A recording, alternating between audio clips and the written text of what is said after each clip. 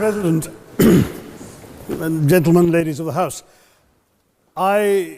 standing here with 8 minutes in my hands and at this venerable and rather magnificent institution, I was going to assure you that I belong to the Henry VIII School of Public Speaking, that as Henry VIII said to his wives, I shall not keep you long.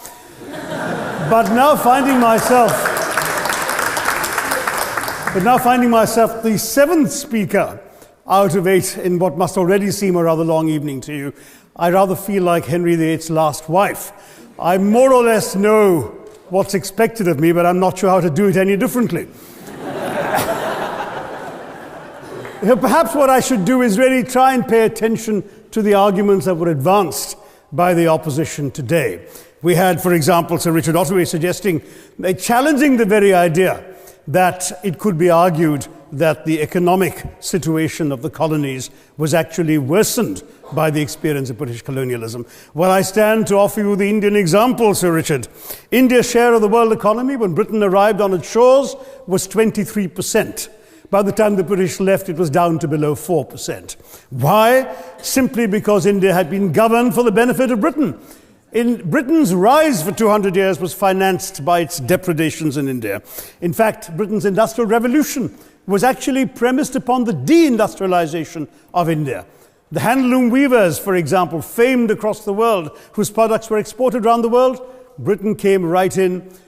There were actually these weavers making fine muslin, light as woven air, it was said.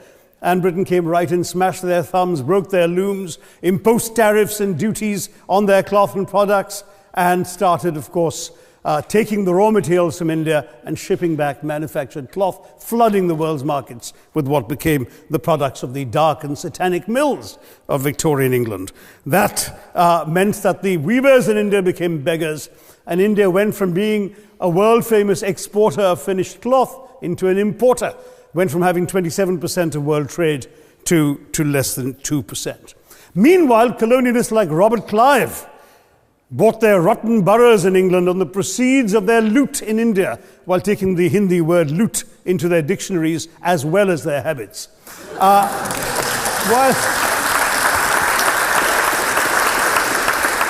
And the British had the gall to call him Clive of India, as if he belonged to the country, when all he really did was to ensure that much of the country belonged to him.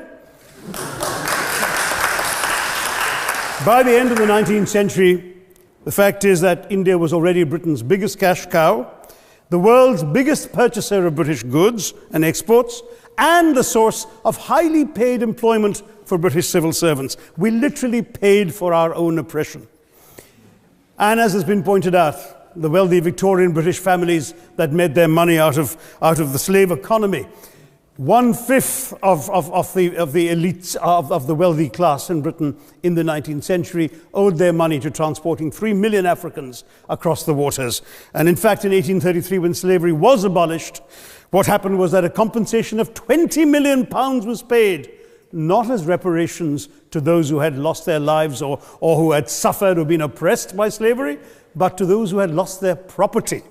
I was struck by the fact that your Wi-Fi password at this union commemorates the name of Mr. Gladstone, the great liberal hero. Well, I'm sorry, his family was one of those who benefited from this compensation.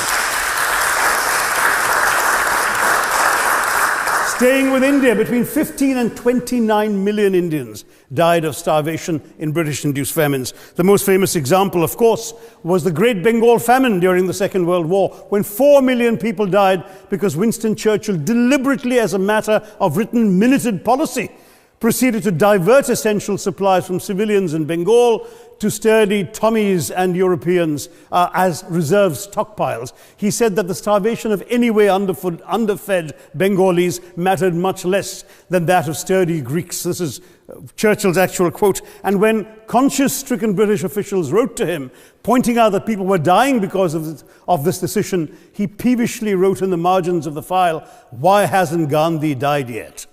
So all notions that the British were trying to do their colonial enterprise out of enlightened despotism, to try and bring the benefits of colonialism and civilization to the benighted heathen. I'm sorry, Churchill's conduct in 43, simply one example of many that gave a lie to this myth.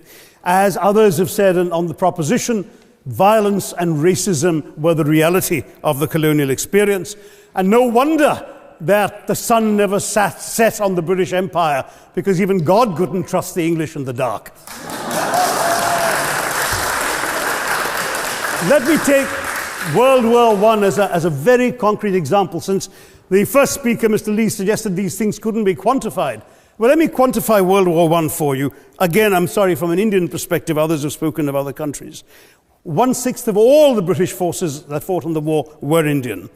54,000 Indians actually lost their lives in that war. 65,000 were wounded. Another 4,000 remained missing or in prison. Indian taxpayers had to cough up £100 million in that time's money. India supplied 70 million rounds of ammunition, 600,000 rifles and machine guns, 42 million garments were stitched and sent out of India, and 1.3 million Indian personnel served in this war. I know all this because, of course, the commemoration of the centenary has just taken place.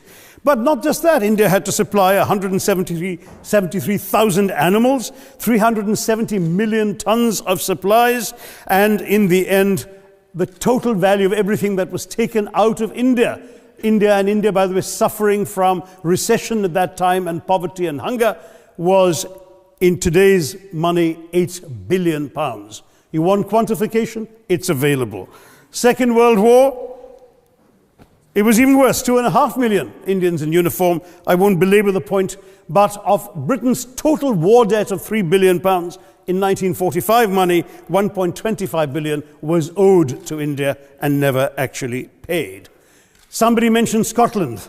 Well, the fact is that colonialism actually cemented your union with Scotland.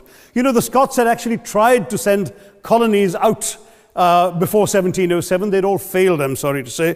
But then, of course, came union, and India was available, and there you had a disproportionate employment of Scots. I'm sorry, Mr. Mackenzie has to speak after me. Engaged in this colonial enterprise as soldiers, as merchants, as agents, as employees, and the earnings from India is what brought prosperity to Scotland, even pulled Scotland out of poverty. Now that India is no longer there, no wonder the bonds are loosening. Now, we've heard other arguments on this side. There's been a mention of the railways. Well, let me tell you, first of all, as my colleague, the Jamaican High Commissioner, has pointed out, railways and roads were really built to serve British interests and not those of the local people. But I might add that many countries have built railways and roads without having had to be colonized in order to do so.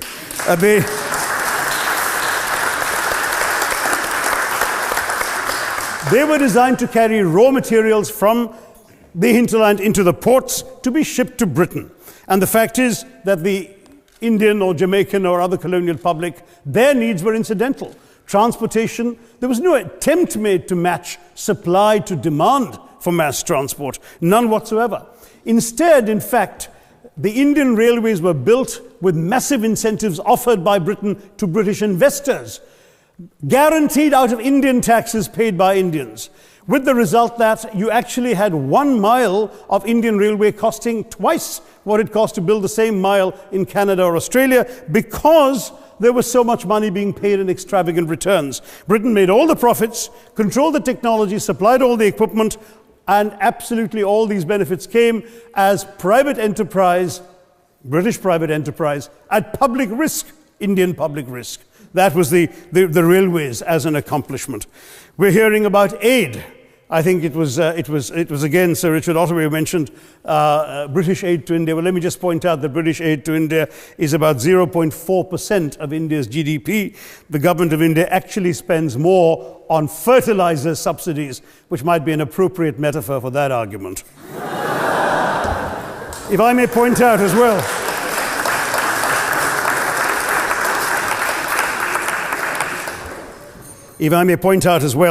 that as my fellow speakers from the proposition have pointed out, there have been incidents of racial violence, of loot, of massacres, of bloodshed, of transportation, in India's case, even of one of our last Mughal emperor.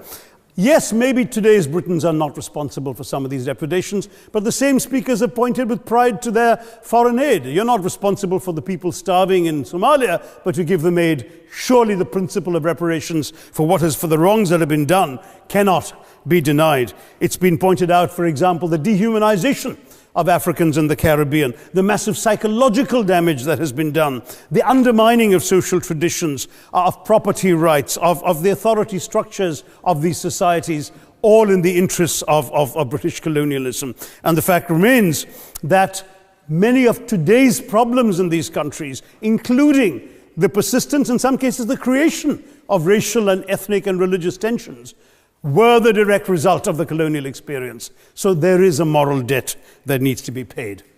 Someone challenged reparations elsewhere. Well, I'm sorry, Germany doesn't just give reparations to Israel. It also gave reparations to Poland. Perhaps some of the speakers here are too young to remember the dramatic picture of Chancellor Willy Brandt on his knees in the Warsaw Ghetto in 1970. And there are other examples. There is Italy's reparations to Libya. There's Japan's to Korea. Even Britain has paid reparations to the New Zealand Maoris. So it's not as if this is something unprecedented or unheard of that's going to somehow open some sort of nasty Pandora's box. No wonder Professor Lewis reminded us that he's from Texas. There's a wonderful expression in Texas that summarizes the arguments of the opposition: all hat and no cattle. Now,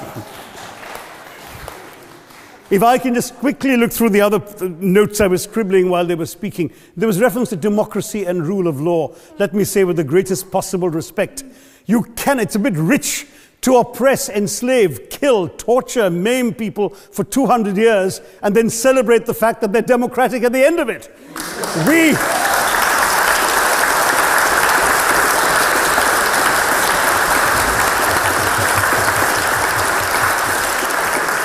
We were denied democracy, sir. We had to snatch it, seize it from you. With the greatest reluctance, it was conceded in India's case after 150 years of British rule, and that too with limited franchise. Yes, indeed, ma'am. The opposition spoke quite highly of Greek and Athenian democracy on which the West should pride itself, and spoke of liberty and equality in that same name. The Athenian democracy was only functioning because of the slave society on which it was built. That's the nature of colonisation. All right, I don't think that needs contradiction, not from me at any rate. But if I may just point out, I think the argument made by a couple of the speakers, the first speaker, Mr. Lee in particular, conceded all the evil atrocities of colonialism, but essentially suggested that reparations won't really help. They won't help the right people. They'll be used as a propaganda tool. They'll embolden people like Mr. Mugabe. It's always nice how in the old days, I'm sorry to say that the people of the Caribbean used to frighten their children into behaving and sleeping by saying Sir Francis Drake would come after them. That was a legacy of that. Now it's Mugabe will be there. So this is the new sort of Sir Francis Drake of our times. The fact is very simply, sir, that we are not talking about reparations as a tool to empower anybody. They're a tool for you to atone for the wrongs that have been done. And I am quite prepared to accept the proposition that you can't put a monetary sum on the kinds of horrors people have suffered. Certainly no amount of money can expiate the loss of a loved one, as somebody pointed out there. You're not going to be able to figure out an exact amount. But the principle is what matters. The fact is that to speak blithely of sacrifices on both sides, as an analogy was used here, a burglar comes into your house, ransacks the place, stubs his toe, and you say, well, there was a sacrifice on both sides. That, I'm sorry to say, is not an acceptable argument. The truth is that we are not arguing specifically that vast sums of money need to be paid. The proposition before this House is the principle of owing reparations, not the fine points of how much is owed, to whom it should be paid. The question is there a debt? Does Britain owe reparations?